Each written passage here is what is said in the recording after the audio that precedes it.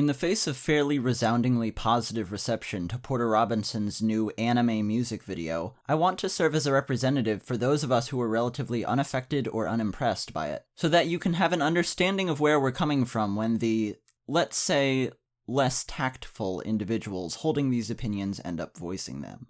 Gorgeous visuals and pleasant music aside, there really is quite little to this short, and I don't mean that as a positive in reference to any kind of successful minimalism, unfortunately. There just isn't anything here for me to grab onto and get invested in, and this is largely a matter of focus. Shorts like Furiko and Kanamewo have managed to really endear themselves to me emotionally, but Shelter failed to form such a connection. All three of these shorts fall into a category I like to call the emotional gut punch, lacking the time to deeply flesh out a character and their circumstances, let alone a cast of them. They instead rely upon universal emotions, circumstances, and ideas. Tragedies that we can instantly recognize and identify with on some level. They almost by necessity set up the basic structure, the architecture or outline of an emotional experience, and then the context we bring into them with us is used to fill that in. There's a 4.5-minute YouTube video that really makes this point well. It's an excerpt from the famously tragic anime Grave of the Fireflies, showing the death of Setsuko.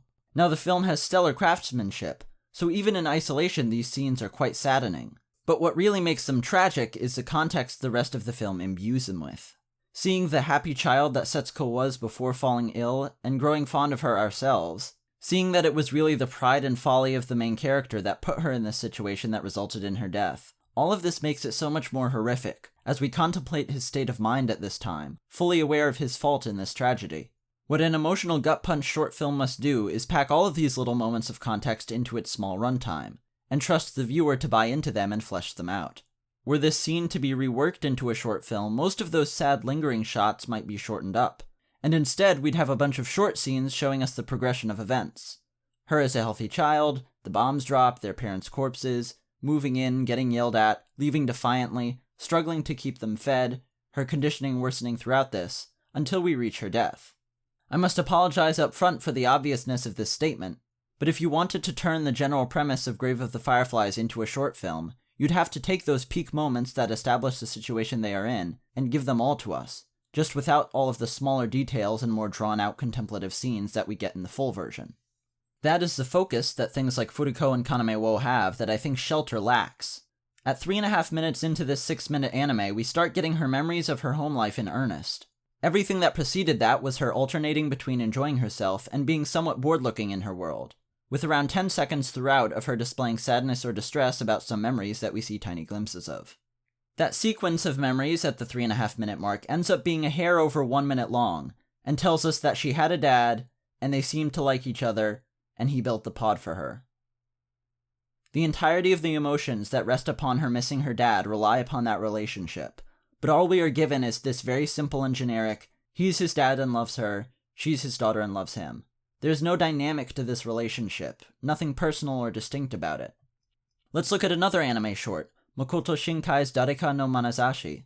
It is the story of a young woman reconnecting with her father after being brought back together due to the death of their cat. It does a really solid job of building up their relationship. Early on, it was that simple, loving father-daughter relationship, which had its resolve strengthened when her mother went far away to work, leaving them to care for each other. That element alone already gives this relationship more weight and impact than Shelter's.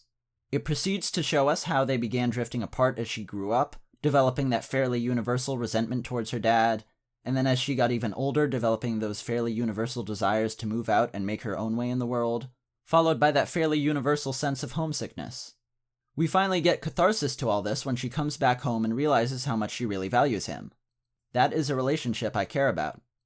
How much beyond the stunning Megami Kono animation does having those scenes of Shelter's main character alternating between frolicking and bored introspection be 3.5 minutes long add that would have been lost by making it 1.5 minutes, and giving those 2 minutes instead to making the father-daughter relationship distinct enough for the tragedy of it being broken apart to be something more than just, it's sad because any happy parent-child pairing being separated from each other is sad.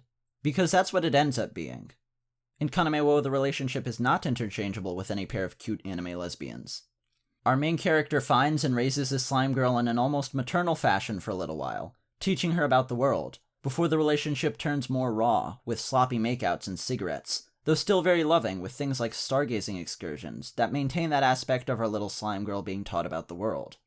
Living fast like this leads into it being fleeting, which manifests itself in her eventually deteriorating and dying.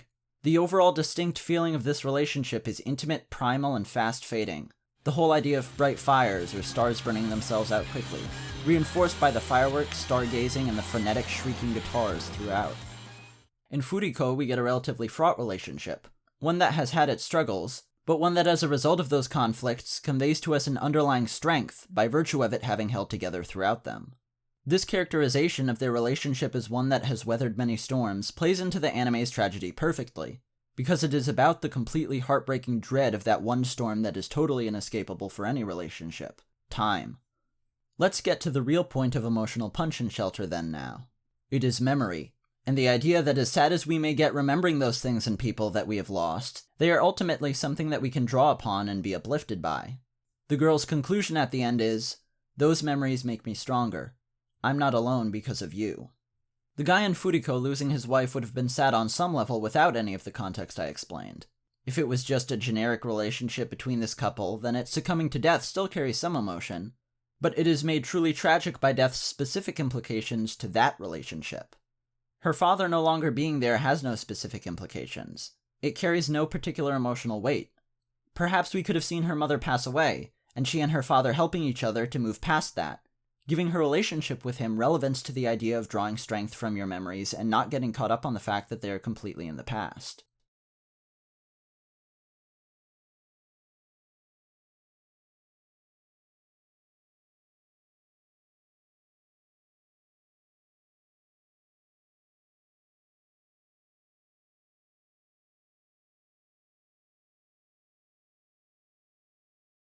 Now, without him to support her, those lessons would be put to the test, and it would truly be because of him that she could draw strength from those memories.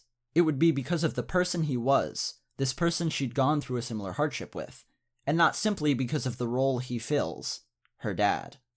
Now, you don't have to think that's a great idea. There may very well be flaws with it that I didn't see. It was just off the top of my head. I hope the broader point gets home, though, that as it stands, their relationship is so indistinct and interchangeable that it doesn't affect me that much.